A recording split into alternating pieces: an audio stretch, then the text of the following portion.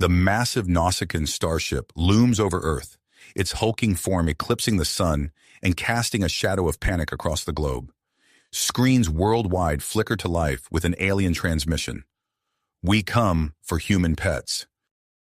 Robert Shaw, 28-year-old ex-Navy SEAL turned diplomat, stands ramrod straight in the White House Situation Room.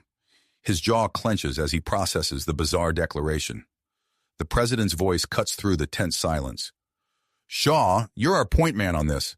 Don't let them turn us into lapdogs. With a nod, Robert steps onto the White House lawn. A sleek shuttlecraft descends from the Nausicaan vessel, touching down with a hiss of hydraulics. The hatch opens, revealing Diana, the Nausicaan ambassador. She's tall, lithe, with iridescent blue skin and eyes that shimmer like distant stars. Diana surveys the gathered humans with a look of amused superiority. We've studied your media, she announces. We know humans make excellent pets. Robert steps forward, flashing a confident smile. I think there's been a misunderstanding, Ambassador. Perhaps we could discuss this over dinner? Diana blinks, caught off guard by his boldness. She expected cowering submission, not an invitation. You wish to dine with me? Of course, Robert replies smoothly. It's customary for us to welcome distinguished guests. Shall we? Inside the White House, a hastily arranged formal dinner awaits. Robert guides Diana to her seat, his hand barely brushing her arm. She shivers at the unexpected contact. As the meal progresses, Robert regales Diana with tales of human achievements. He speaks of art, literature, scientific breakthroughs. With each word, Diana's preconceptions crumble. But your television shows, she protests weakly. The humans and their animal companions. Robert laughs, a rich sound that sends an unfamiliar warmth through Diana's chest. Fiction, Ambassador. Entertainment. We cherish our animals, but as friends, not masters. Around the table, other male diplomats engage the female Nausicaan delegates. A senator discusses philosophy with a wide-eyed alien scientist. An Air Force general demonstrates Earth dances to a fascinated Nausicaan cultural attaché. Diana finds herself leaning closer to Robert, drawn in by his wit and charm.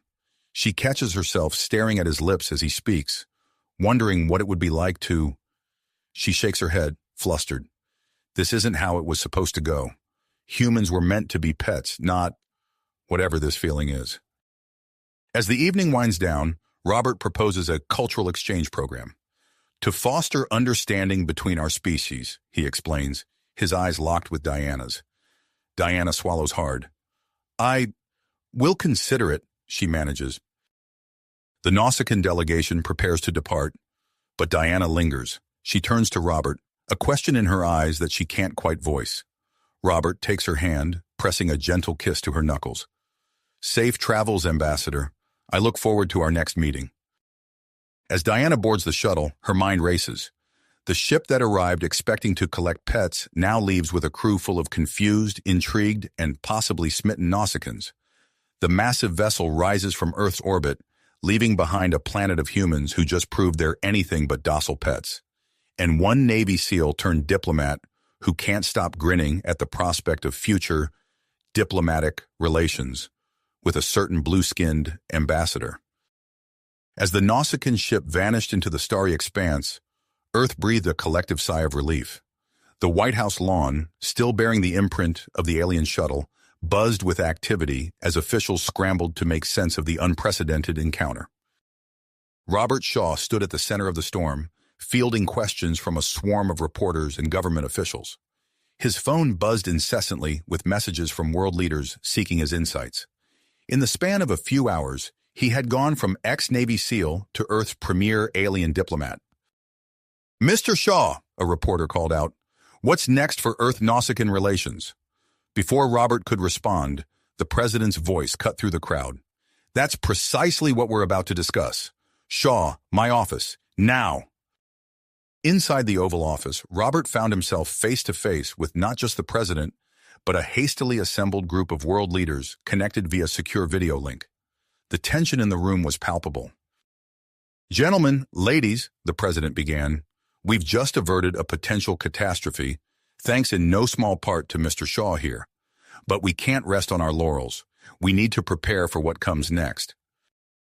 The British Prime Minister's voice crackled through the speakers. Agreed. We propose forming an international task force to handle future extraterrestrial encounters. With Shaw at the helm, the German Chancellor added. All eyes turned to Robert. He straightened his tie, mind racing with the implications. I'm honored, he said carefully. But we'll need more than just diplomats. We need experts from every field. Anthropologists, linguists, psychologists. If we're going to build lasting relations with the Nausicaans, we need to understand them. The president nodded. Make it happen, Shaw. You'll have whatever resources you need. Over the next 2 months, Robert threw himself into his new role as head of the Interspecies Relations Committee. He assembled a crack team of experts, transforming a wing of the Pentagon into a hub of alien research and cultural exchange planning. Dr. Elena Rossi, a brilliant anthropologist, pored over the dinner recordings, analyzing every Nausicaan gesture and expression. Their body language is fascinatingly complex, she mused, replaying Diana's reactions to Robert for the 100th time. Meanwhile, Dr. Akira Tanaka, a renowned linguist, worked on deciphering the nuances of the Nausicaan language. Their tonal shifts indicate a deep connection between emotion and communication, he explained to Robert during a late-night strategy session. As Earth prepared, light years away on Nausicaa Prime, Diana stood before the High Council, her iridescent skin shimmering under the chamber's bioluminescent lights. Esteemed Council, she began, her voice steady despite her inner turmoil, I must report that our initial assessment of humans was flawed. Murmurs rippled through the gathered Nausicaans. Diana pressed on, recounting her experiences on Earth, particularly her interactions with Robert Shaw. As she spoke, she felt a warmth creep into her voice, her eyes shimmering with the memory of his touch. They are not simple creatures to be kept as pets, she concluded. They are complex, intelligent beings with a rich culture and history. I believe we have much to learn from them. The council chambers erupted in debate. Some were intrigued by Diana's report, while others dismissed it as the naive ramblings of a junior diplomat. In the end, it was Diana's brother Kraz who tipped the scales. My sister is many things, the imposing military officer growled, but she is not a fool. If she says these humans are worthy of further study, then I say we return to Earth and see for ourselves. 2 months after their initial visit, a sleek Nausicaan vessel slipped into Earth's orbit. Unlike the massive ship that had first darkened Earth's skies, this was a smaller, more diplomatic craft. As it descended towards New York City, Robert Shaw stood on the landing pad, his heart racing with a mix of anticipation and nerves. The ship's hatch opened with a hiss, and Diana emerged, her blue skin glowing in the afternoon sun. Behind her came a small delegation of Nausicaans, including a towering male whose resemblance to Diana marked him as her brother, Kraz. Robert stepped forward, a warm smile on his face. Welcome back to Earth, Ambassador Diana. We're honored by your return. Diana's eyes locked with Robert's, a spark of electricity passing between them. The honor is ours, Mr. Shaw. Allow me to introduce my brother, Commander Kraz. Kraz towered over Robert, his eyes narrowed in suspicion. So, you're the human who charmed my sister, he rumbled. Robert met the Nausicaa's gaze steadily. I simply showed her the truth about our species, Commander. I hope to do the same for all of you. And with that, Earth's grand cultural exchange program began. Robert and his team led the Nausicaan delegation on a whirlwind tour of humanity's greatest achievements. They walked along the Great Wall of China, marveling at its ancient stones.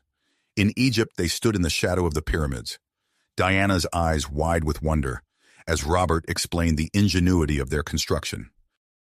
At the Louvre in Paris, Kraz found himself unexpectedly moved by the Mona Lisa's enigmatic smile.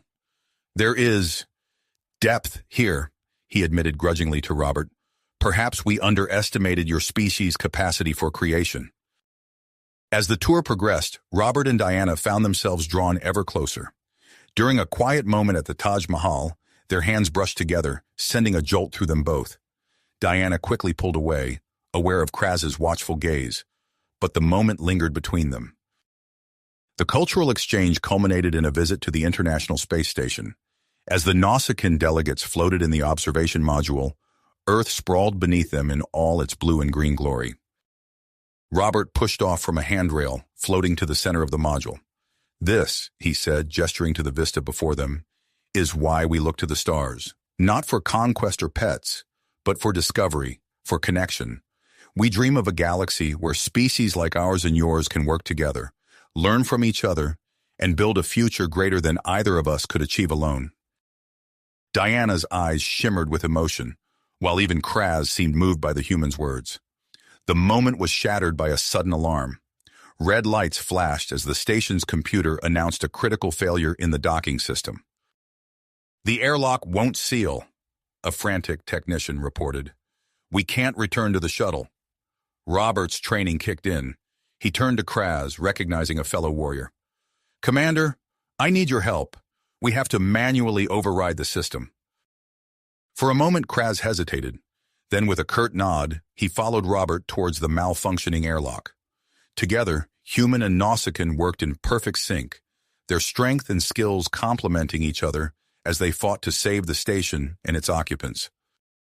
As the airlock finally sealed with a satisfying hiss, Kraz looked at Robert with newfound respect. "Perhaps," he rumbled, "there is more to humans than we first thought." With the crisis averted, the delegation prepared to return to Earth. As they boarded the shuttle, Diana hung back, her eyes meeting Robert's. "This isn't goodbye," she said softly. "Is it?" Robert took her hand, his thumb tracing circles on her blue skin. "No," he replied with a smile. "I think it's just the beginning." As the shuttle detached from the space station, Earth loomed large in the viewport.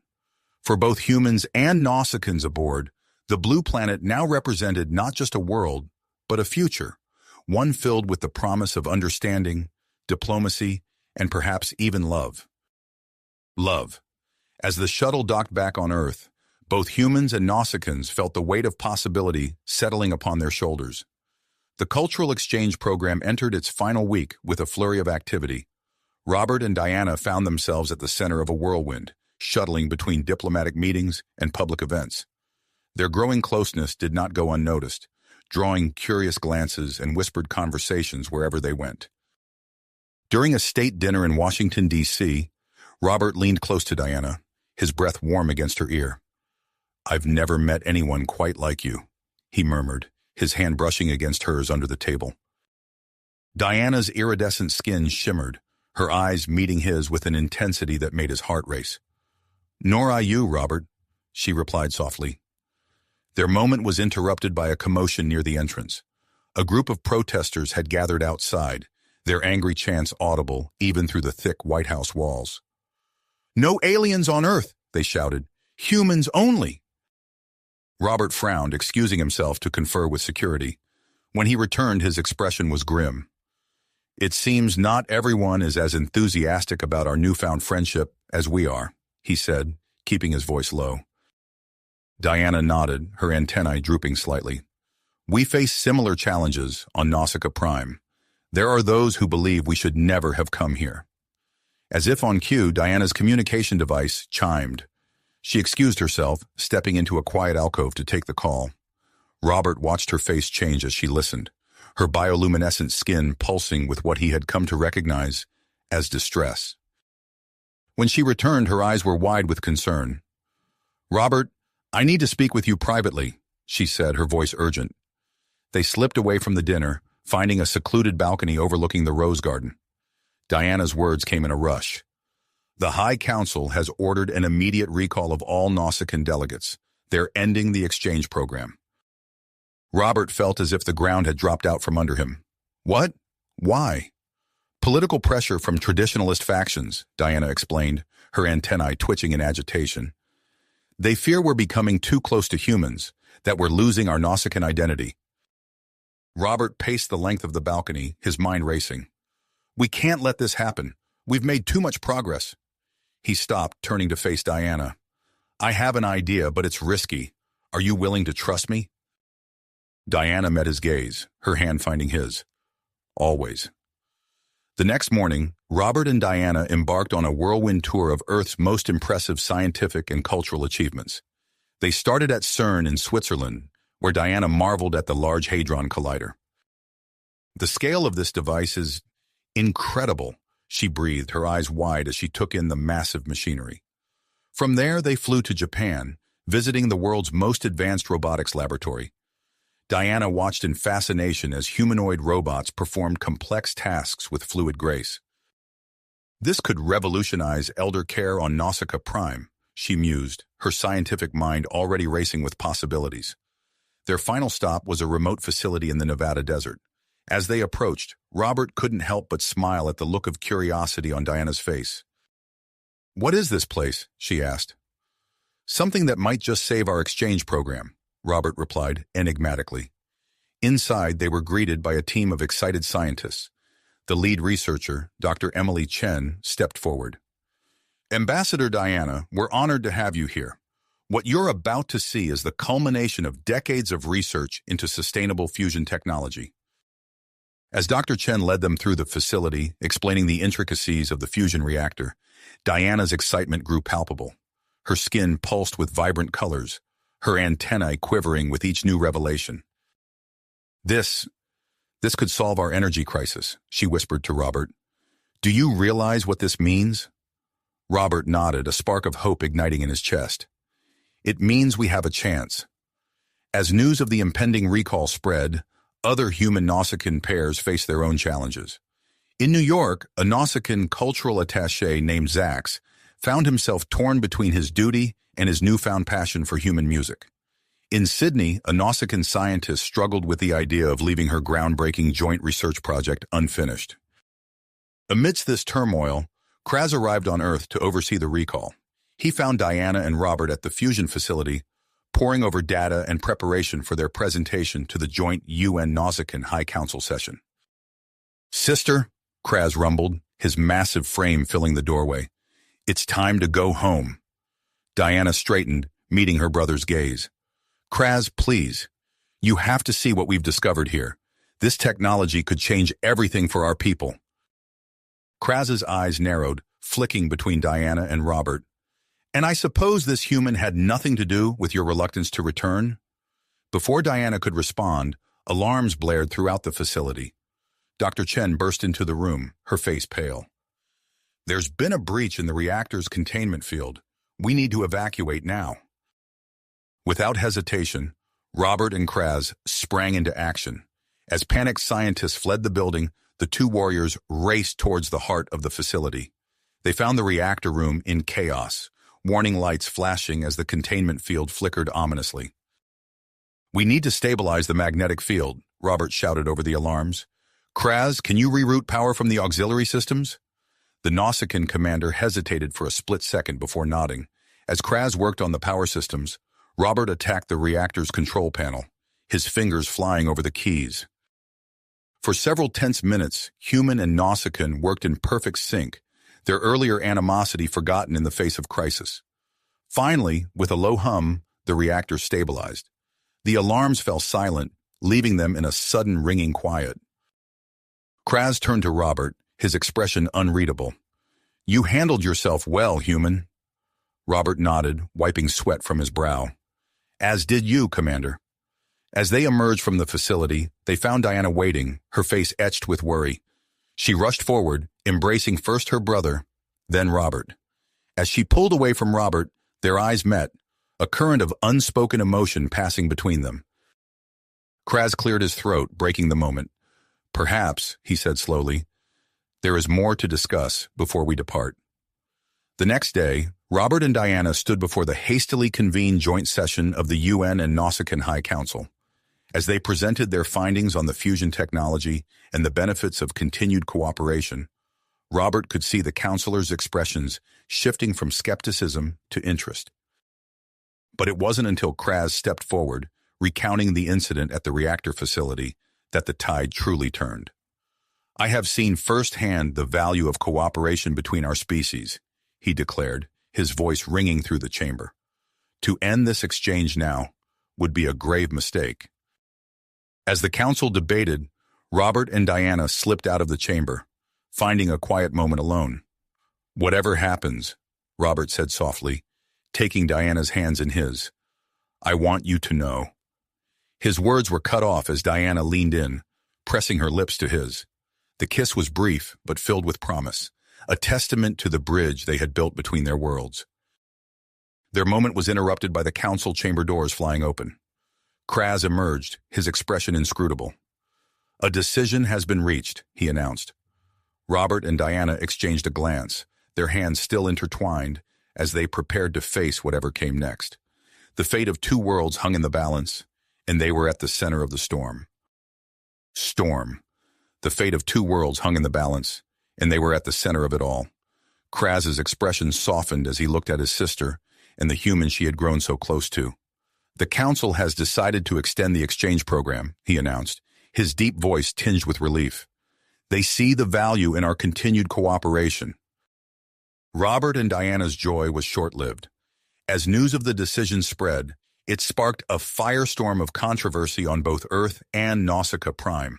The following days saw a rapid escalation of tensions that neither of them could have anticipated.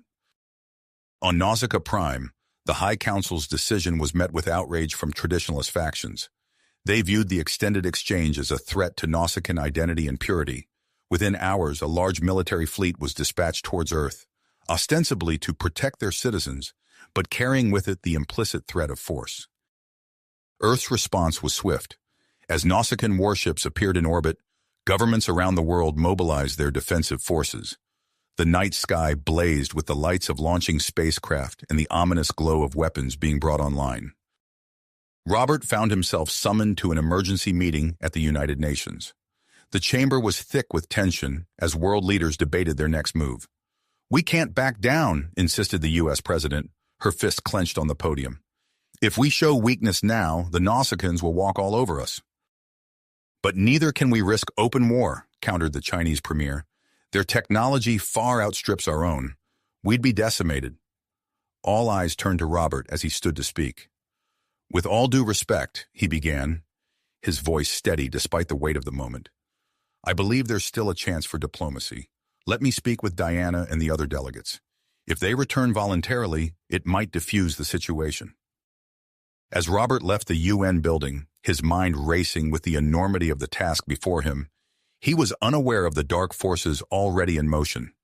Across the city, a group of human extremists was planning their next move. "Tonight, we send a message," growled their leader, a man known only as Hawk. "Earth for humans, and humans alone." The attack came without warning. As Kraz left a cultural event in Central Park, a group of masked assailants ambushed him. Despite his strength and combat training, the Nausicaan commander was overwhelmed by sheer numbers. Diana received the news of her brother's hospitalization with horror. She rushed to his side, Robert close behind her. As they entered the hospital room, they found Kraz battered but alive, his usually imposing frame looking vulnerable against the stark white sheets. "This changes nothing," Kraz rasped, gripping Diana's hand. "We must not let fear and hatred win." As tensions reached a fever pitch, an unexpected breakthrough came from an unlikely source. Dr. Emily Chen, a human xenobiologist who had been working closely with the Nausicaan delegates, burst into Robert's office, her eyes wild with excitement. "You're not going to believe this," she exclaimed, spreading out a series of complex genetic charts on his desk. "I've discovered a unique compatibility between human and Nausicaan DNA. We could potentially produce viable offspring." The implications of Dr. Chen's discovery were staggering. As word spread, it forced both sides to reconsider the nature of their conflict. Were they truly as different as they had believed? Seizing on this new information, Robert formulated a bold plan. He proposed the creation of a joint human Nausicaan colony on a neutral planet, a place where both species could live together and explore the possibilities of their newfound genetic compatibility. The idea gained traction among moderates on both sides, but it also faced fierce opposition. On Earth, Senator William Harding launched a vitriolic campaign against the proposal, playing on fears of genetic contamination and loss of human identity. Meanwhile, in the Nausicaan fleet orbiting Earth, Admiral Vrock seethed with frustration. The High Council's indecision grated on him, and he saw the colony proposal as a direct threat to Nausicaan supremacy. As Robert and Diana worked tirelessly to gather support for the colony initiative, reaching out to influential figures on both planets. Admiral Vrock made his move. Without authorization from the High Council, he ordered his ships to prepare for a surgical strike on Earth's major cities. The first warning of the impending attack came from a junior officer on the International Space Station. "Multiple objects entering Earth's atmosphere," he reported, his voice shaking. "They match the signatures of Nausicaan warships." As alarms blared across the planet, Robert and Diana knew they had to act fast. With Kraz's help, they commandeered a small spacecraft, launching from a secret facility outside New York. As they rocketed towards Admiral Vrock's flagship, Diana turned to Robert, her eyes shimmering with a mix of fear and dedication. "Are you sure about this?" she asked. Robert took her hand, feeling the warmth of her skin against his. "No," he admitted, "but I'm sure about us. Whatever happens up there, we face it together." Their small ship approached the massive Nausicaan vessel, dwarfed by its imposing bulk. As they prepared to dock, Robert and Diana exchanged a look that said more than words ever could. The fate of two worlds now rested in their hands. The fate of two worlds now rested in their capable hands as they approached Admiral Vrock's flagship. Their small craft shuddered as Nausicaan weapons fire blazed past, illuminating the cockpit with flashes of searing light. Kraz's hands moved with practiced precision over the controls, the ship dancing through the barrage of enemy fire. "Hold on," Kraz growled, executing a series of evasive maneuvers that sent Robert and Diana tumbling against their restraints. As they neared the flagship, Kraz activated the ship's communication system. "Attention, Nausicaan fleet," he boomed, his voice carrying the authority of his former rank. "This is Commander Kraz. I have vital information for Admiral Vrock. Cease fire immediately." The ploy worked. The barrage of weapons fire slowed, creating an opening in the Nausicaan defense grid. Seizing the opportunity, Kraz piloted their craft towards a docking bay on the flagship's underbelly. "That won't fool them for long," Robert said, unbuckling his harness as their ship touched down. "We need to move fast." The trio burst from their craft, immediately coming under fire from Nausicaan security forces. Robert's training kicked in, his body moving on instinct as he dove for cover behind a stack of cargo containers. He emerged firing, his shots finding their marks with deadly accuracy. Diana moved with fluid grace, her Nausicaan physiology allowing her to absorb impacts that would have felled a human. She closed the distance to a group of guards, her fists connecting with bone-crushing force. Kraz bellowed a war cry, charging into the fray with reckless abandon. His massive form bowled over several opponents, creating a path for Robert and Diana to follow. They fought their way through the ship's corridors, alarms blaring around them. Robert's mind raced, recalling the ship schematics he had studied. "The bridge should be 2 levels up," he shouted over the chaos. As they rounded a corner, a burst of energy fire caught Diana in the shoulder. She stumbled, crying out in pain. Robert was at her side in an instant, pulling her behind cover as Kraz laid down suppressing fire. "Diana!" Robert's voice was thick with concern as he examined her wound. Their eyes met, and for a moment the battle around them faded away. Robert saw in her eyes the same tenacity, the same fierce devotion that burned in his own heart.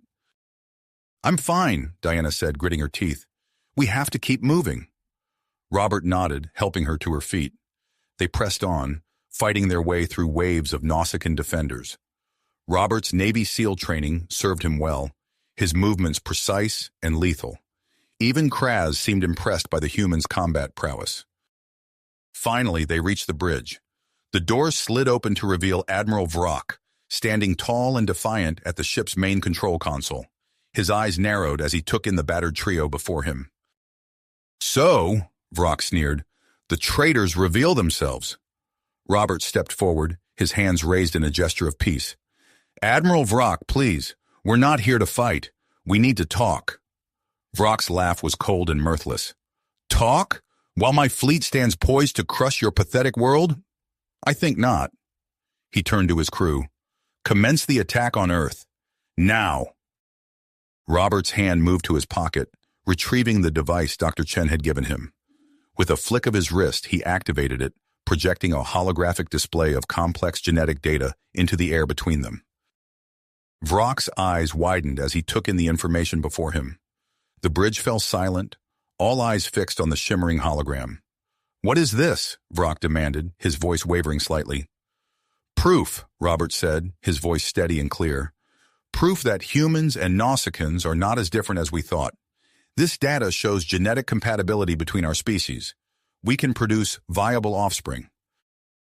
The revelation sent shockwaves through the bridge. Nausicaan crew members exchanged stunned glances, their tenacity visibly shaken. Diana stepped forward, her voice ringing with passion and conviction. "We stand on the brink of a new era, an era of cooperation and shared discovery. Are we to throw that away for the sake of old hatreds and fears?" As murmurs of dissent spread through the bridge, Kraz made his move. With lightning speed, he disarmed Vrock, pinning the Admiral's arms behind his back. The tense standoff was broken by a sudden transmission.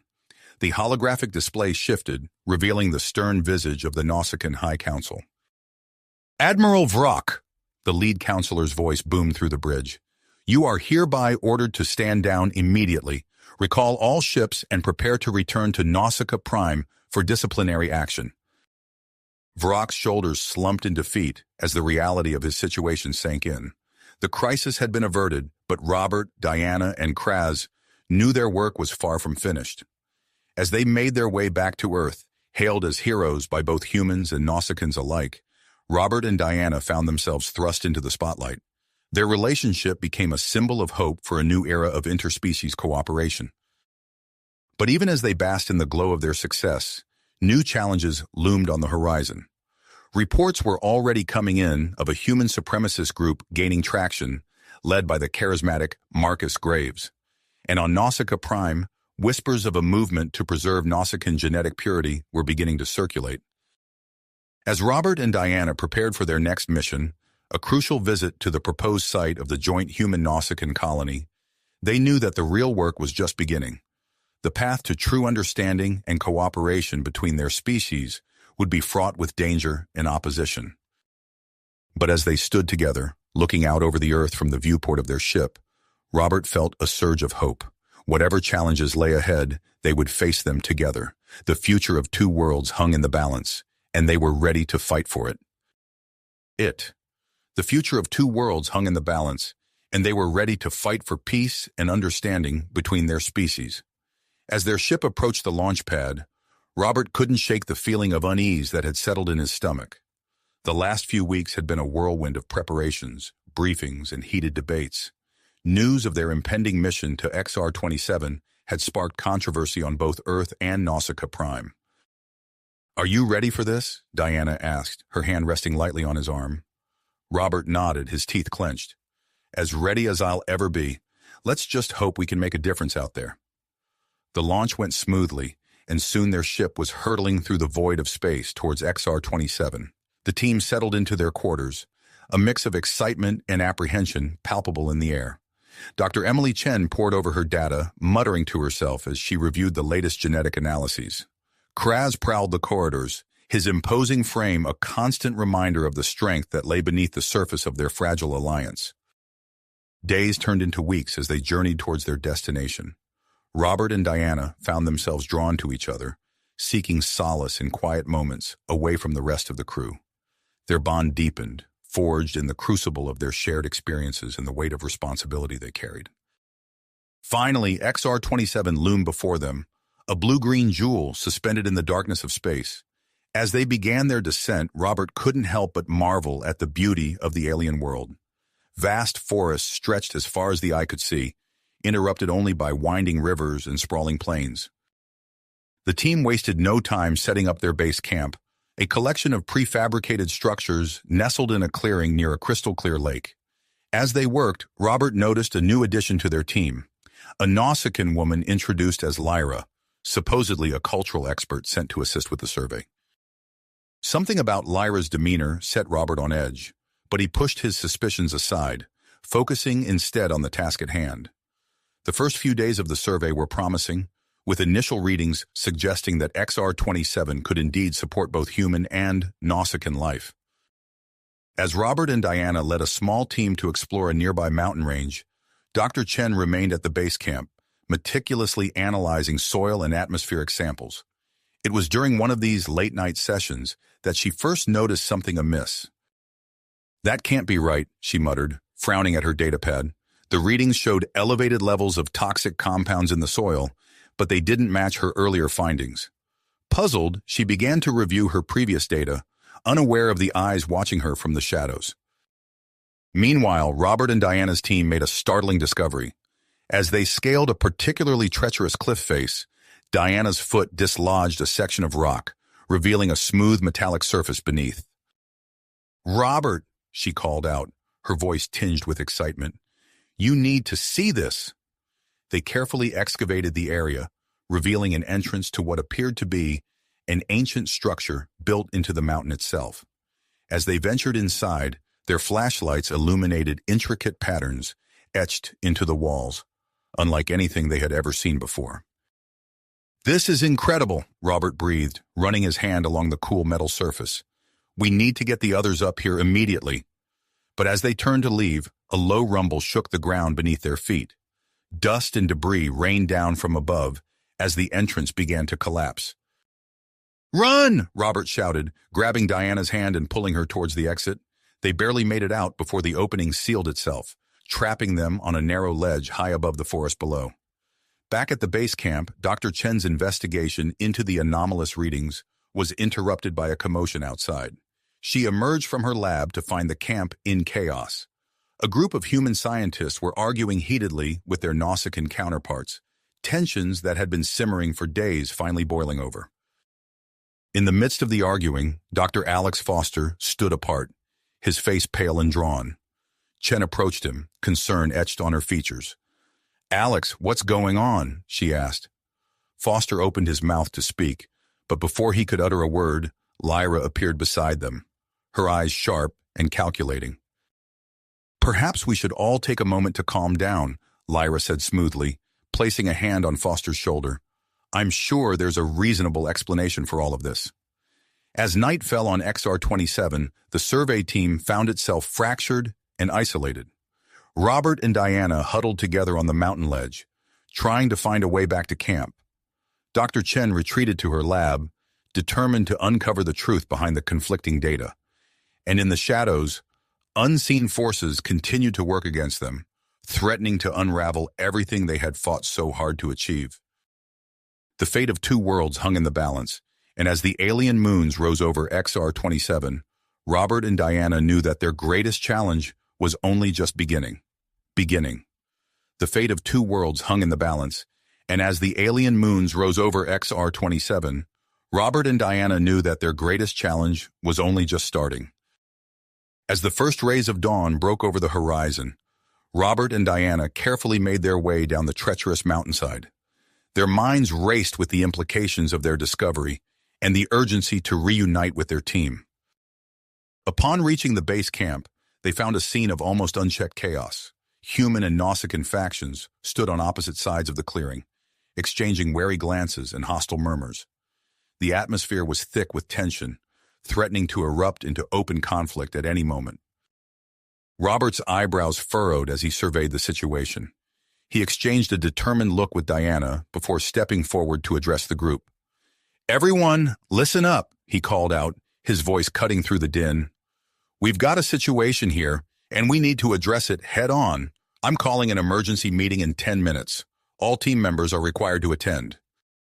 As the group dispersed to prepare for the meeting, Robert pulled Dr. Chen aside. "Emily, what's been going on here? What caused this divide?" Chen's eyes darted nervously around the camp before she replied in a hushed tone. "I've uncovered some disturbing information about our environmental data. It's been tampered with, Robert. The planet is actually far more suitable for colonization than we initially thought." Robert's brow furrowed. "Tampered? By whom?" Before Chen could respond, Diana approached, her expression grave. "We need to start the meeting. Everyone's assembled." The team gathered in the main research tent, an uneasy silence settling over the group. Robert stood at the front, his presence commanding attention. "Dr. Chen has made a significant discovery regarding our mission," he began. "Emily, please share your findings with the team." As Chen presented her evidence of data tampering, Shocked murmurs rippled through the audience. The revelation that XR-27 was indeed habitable for both species sent waves of confusion and anger through the group. Suddenly, Dr. Alex Foster stood up, his face pale and drawn. I have a confession to make, he stammered. I was responsible for altering the data. I was acting under orders from Marcus Graves. The tent erupted into chaos as accusations flew back and forth. Robert raised his hands, calling for silence. Let him speak, he commanded. Foster's confession was interrupted by Lyra, the Nausicaan cultural expert, who stepped forward with her own revelation. I too must come clean, she announced. I was sent here by High Counselor Zara to sabotage the mission, but after witnessing the genuine cooperation between our species, I can no longer follow through with my orders. The room fell silent as the weight of these admissions settled over the group. Robert seized the moment, his voice filled with passion and conviction. Look at what we've accomplished here, he urged. Despite our differences, despite the forces working against us, we've made incredible discoveries. We've proven that we can work together, that we're stronger united than divided. Diana stepped forward, adding her voice to Robert's. I came on this mission with my own preconceptions about humans, she admitted. But working alongside you all, I've learned that we share more similarities than differences. We have a unique opportunity here to build something truly extraordinary. Their words seemed to resonate with the team as the tension in the room gradually dissipated. Slowly, humans and Nausicaans began to mingle, sharing tentative smiles and words of reconciliation. With the immediate crisis of mistrust addressed, Robert refocused the team on their next objective. Now, let's talk about those ruins we discovered. Dr. Chen, I want you to lead an expedition to study the site. If there's advanced technology there, it could be a game changer for both our species. As Chen's team set out to investigate the ruins, Robert and Diana worked tirelessly to rebuild trust among the remaining team members. They organized joint training sessions, shared meals, and encouraged open dialogue between humans and Nausicans. Days passed and Chen's team made breakthrough after breakthrough at the ruins. They uncovered evidence of an ancient civilization that had achieved harmony between multiple species, providing a powerful symbol for their own efforts at cooperation. Just as the team was beginning to feel a sense of accomplishment, Kraz's urgent transmission crackled through their communication systems. Robert, Diana, his gruff voice came through, tinged with concern. We've detected an incoming ship on long-range scanners. It's Marcus Graves. He's launched a rogue mission to sabotage the colony project. Robert's mind raced as he processed this new threat. He turned to Diana, their eyes meeting in silent communication. We need to act fast, he said. Gather the team. We're going to use that alien technology to defend ourselves. As Graves's ship entered the planet's atmosphere, the survey team worked frantically to activate the ancient defense system. Humans and Nausicans moved in perfect synchronization, their earlier mistrust replaced by a unified purpose. Robert and Diana stood side by side at the main control panel, their movements fluid and coordinated as they deciphered alien symbols and rerouted power systems. Their intimate understanding of each other proved invaluable as they worked against the clock. The sound of Graves' ship grew louder, its weapon systems powering up. Just as all seemed lost, the alien defense system hummed to life. A shimmering energy field enveloped the base camp and ruins, rendering Graves' weapons useless. The would-be attackers, outmatched by the ancient technology, were forced to retreat. As Graves' ship disappeared into the upper atmosphere, a cheer went up from the survey team. Humans and Nausicans alike embraced, their shared victory cementing the bonds between them. In the aftermath of the attack, Robert and Diana found themselves at the center of the celebration. Their embrace, witnessed by the entire team, became a powerful symbol of human Nausicaan unity. As the initial euphoria subsided, Robert gathered the team once more. We've achieved something remarkable here, he said, his voice filled with pride. But our work is not nearly finished. The discovery of this advanced alien technology has raised the stakes. We need to prepare for what comes next. The team began formulating plans to present their findings to both Earth and Nausicaa Prime. They knew that the ancient alien civilization's example of interspecies cooperation could be a compelling argument for their cause. As night fell on XR-27, the survey team began preparations for their return journey to Earth. The base camp buzzed with activity as they packed up equipment and secured samples for transport. Robert stood at the edge of the camp, gazing up at the alien moons. Diana joined him, slipping her hand into his. "Are you ready for this?" she asked softly. Robert squeezed her hand, his eyes still fixed on the night sky. "As ready as I'll ever be," he replied. "Whatever challenges lie ahead, we'll face them together." As they turned back towards the camp, Robert knew that the real battle for the future of human-Nausicaan relations was about to begin. But with Diana by his side and their team united behind them, he felt a glimmer of hope for the shared destiny they had fought so hard to achieve. As Robert and Diana turned back towards the camp, their hands still intertwined, a burst of static from the communication array caught their attention. They rushed to the command center, where Dr. Chen was already hunched over the controls, her fingers flying across the keyboard. "We're receiving simultaneous transmissions from Earth and Nausicaa Prime," she announced, her voice tense with urgency. Robert leaned in, his eyes scanning the incoming messages. "They've learned about the alien technology," he said, his brow furrowing. "Both governments are sending official delegations to assess the situation." Diana's grip on Robert's hand tightened. "This changes everything," she said, her voice low. "If we leave now, we risk losing control of the narrative." Robert nodded, his mind racing. "We need to stay and mediate the negotiations. It's the only way to ensure a peaceful resolution." As the team scrambled to prepare for the arrival of the delegations, Robert and Diana worked tirelessly to organize their findings and prepare their presentation. The atmosphere in the camp grew tense with anticipation. Days later, the Earth delegation arrived first. Their shuttle touched down on the makeshift landing pad, kicking up a cloud of rust-colored dust. Senator Harding emerged, his face set in a skeptical frown as he surveyed the alien landscape. "Welcome to XR-27, Senator," Robert greeted him, extending his hand. "We're honored to have you here." Harding's handshake was firm but brief. "Save the pleasantries, Dr. Hawkins. I'm here to see these ruins for myself."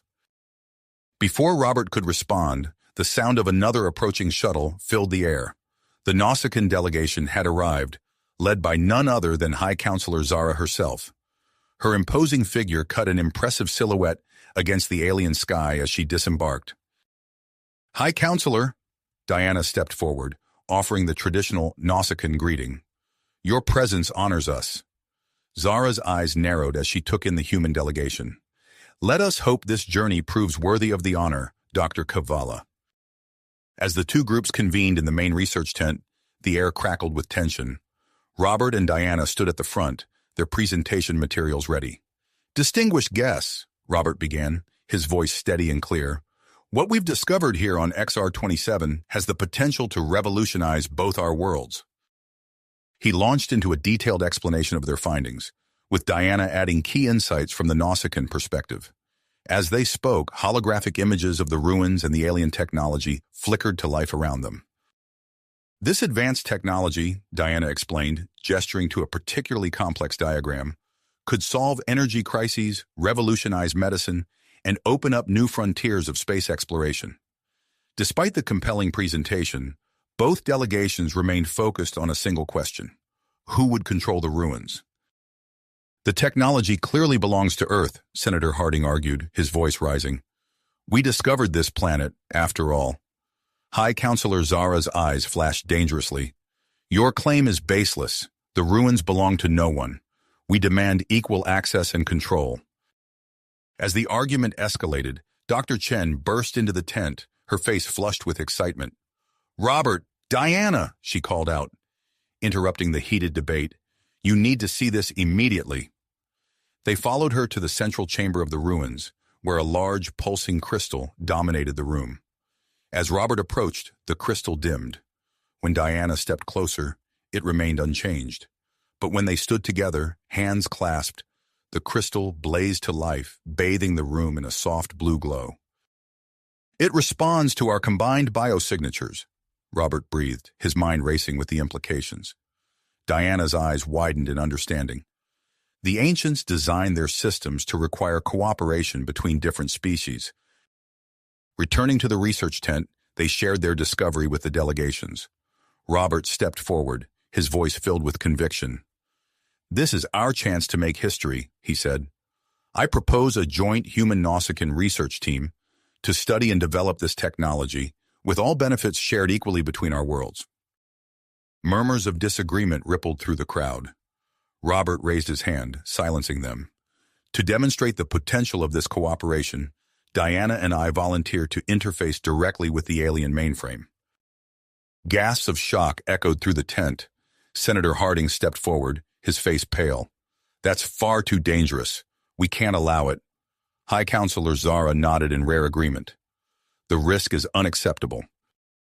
But Robert and Diana stood firm.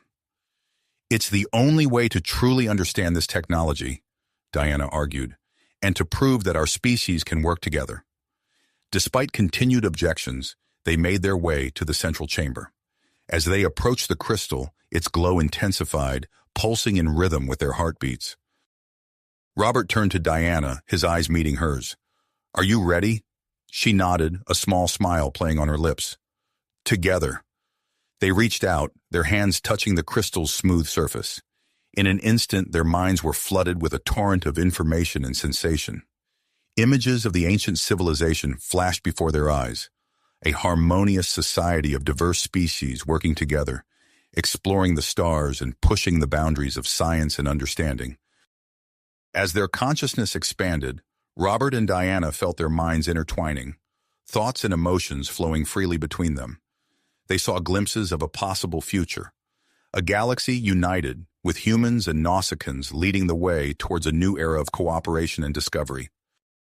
When they finally disconnected from the mainframe, Robert and Diana stumbled back, gasping for air. The delegations rushed forward, expressions of concern and curiosity on their faces. "Are you all right?" Senator Harding asked, his earlier skepticism replaced by genuine worry. As Robert and Diana straightened, the changes became apparent. Faint, iridescent markings now adorned their skin, pulsing softly with an inner light.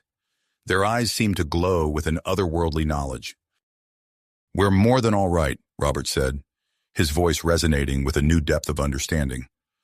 "We've seen the past and the future, and the incredible potential when our species work together." Diana nodded, her hand finding Robert's. "The ancients left this technology as a gift, but also as a test. It can only be fully utilized through cooperation." Their transformation and the conviction in their words had a profound effect on the delegations. Senator Harding and High Counselor Zara exchanged glances, their earlier hostility fading. "Perhaps," Zara said slowly, "there is wisdom in your proposal of a joint research initiative."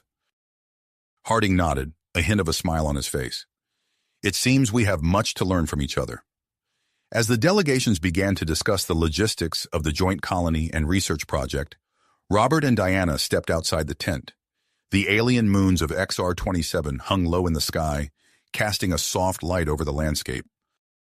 "We did it," Diana said softly, leaning into Robert's embrace. He kissed her forehead gently, his alien markings glowing in response to her touch. "This is just the beginning," he replied, his gaze turning to the stars above. "We have a whole galaxy waiting for us." As they stood there, united in body and mind, the future stretched out before them. A future of challenges and discoveries, of bridges built and boundaries crossed. The journey ahead would be unlike anything they had ever experienced, but with their newfound connection and the promise of cooperation between their peoples, Robert and Diana were ready to face whatever the universe had in store. If you finished this story, please subscribe and like the video. Then leave a comment that says, "I liked the story," and I will heart every single one of them. It really helps me. Thank you for your time.